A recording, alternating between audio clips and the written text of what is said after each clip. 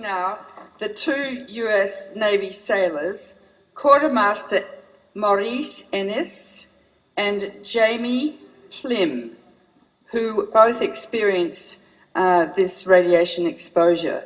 I don't know which one wants to start first. You've got 10 minutes to tell your story. Yeah. Okay. Hi, everyone. My name is Jamie Plim. I'll just kind of give you a chronological timeline of what happened. We were already on deployment in 2011. We're about to pull into a routine port call in South Korea. We go to our navigation brief the night before we were going to pull in, and we found out that the tsunami and earthquake happened. Immediately, we knew that we were going to reroute the ship to Japan to provide aid and give them food, water. So we did that immediately. We probably got to the coast of Japan probably the day after it happened. We never heard anything about a nuclear power plant. We never knew anything about the possibility, let alone any kind of leak.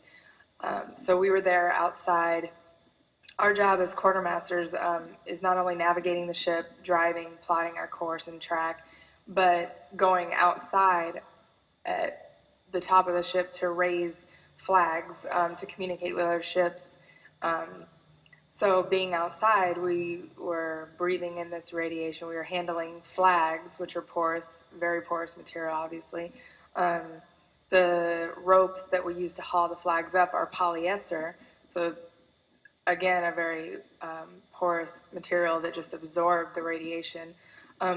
We didn't really hear anything for probably a couple weeks after about a leak in the power plants. And even then, it was just still considered kind of a rumor.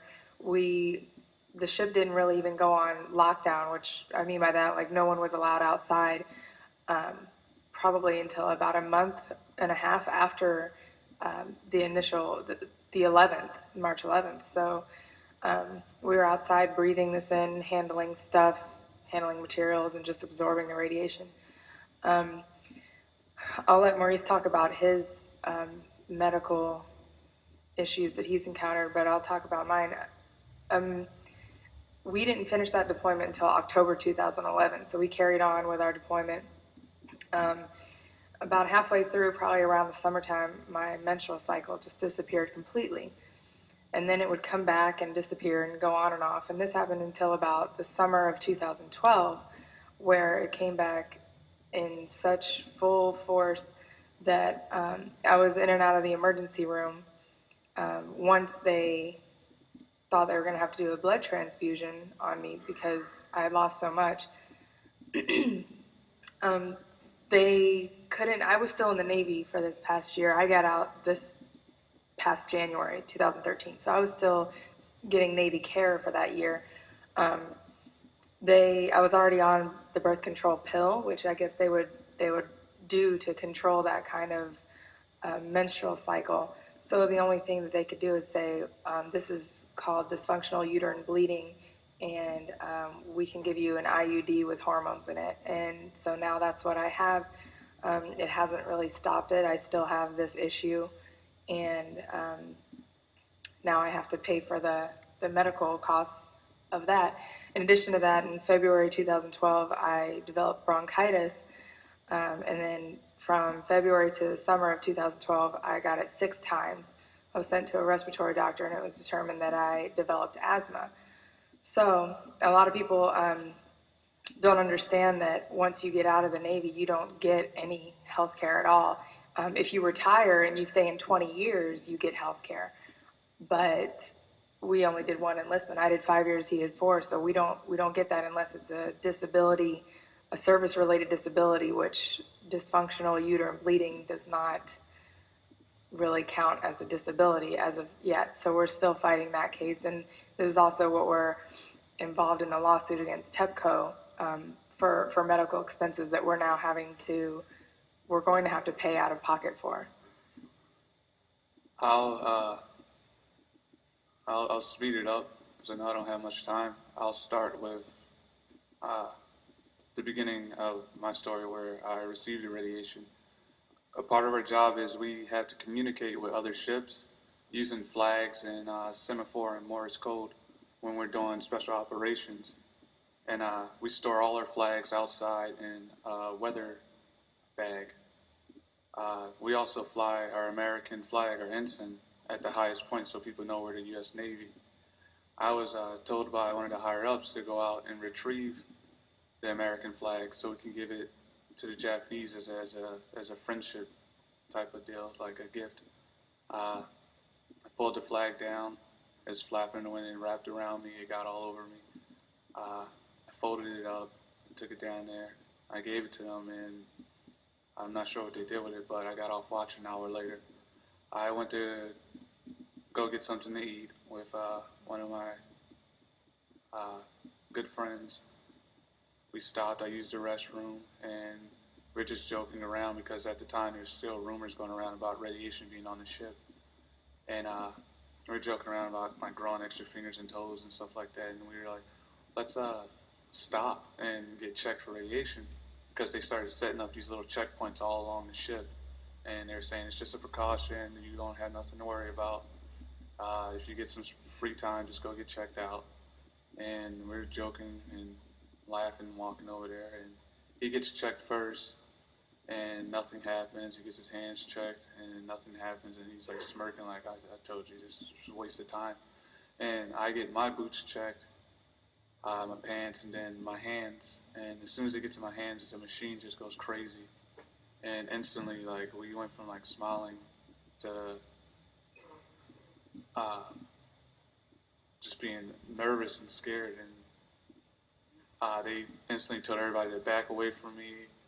They made a perimeter around me, and they marched me to a decon station. The whole time they were telling everybody to stand fast, which means stay in your place and back up. And everybody's just looking and freaking out. And I had to hold my hands up, and I had bags on them. And they were telling everybody to contaminate the still, everybody just get back, get back.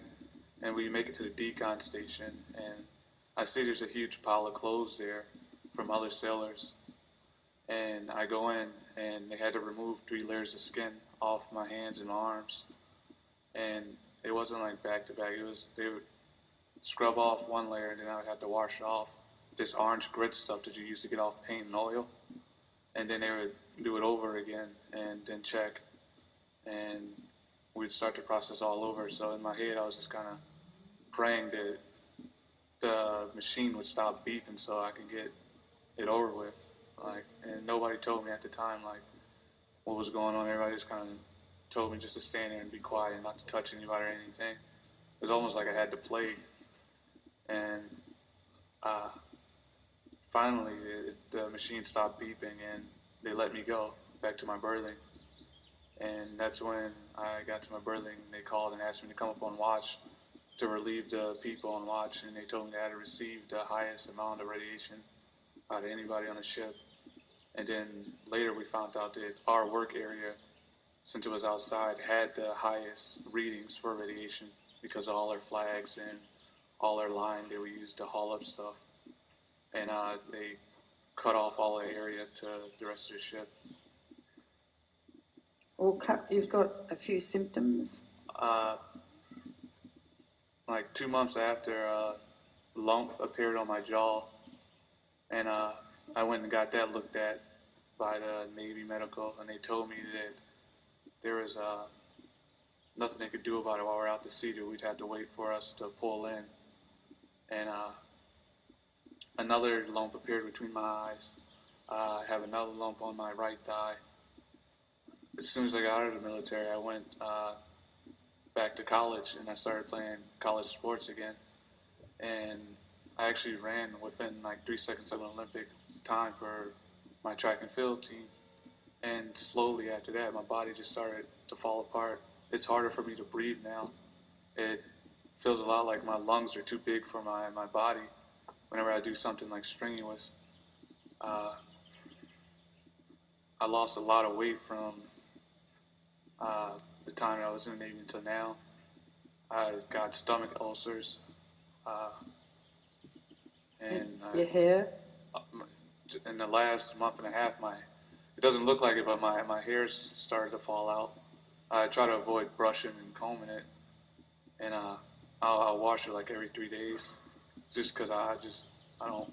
It's like Navy tradition. When you get out, you grow out your hair and you grow out your beard, and because you're bald for so long, and it's just falling out now, and I don't want to speed that up, so I try to avoid it. And what did you have to sign? Uh, like a little bit after we found out the ship was radiated and we had finished up helping out, we left the area, and before we pulled into our first port since the disaster, we all had to sign this paperwork saying that the military is not to be held liable for anything that happened, and we had to sign paperwork saying that we weren't sick, that we were okay, and that they did tests on us. And it wasn't like a yes or no type of option. It was just like you have to sign it.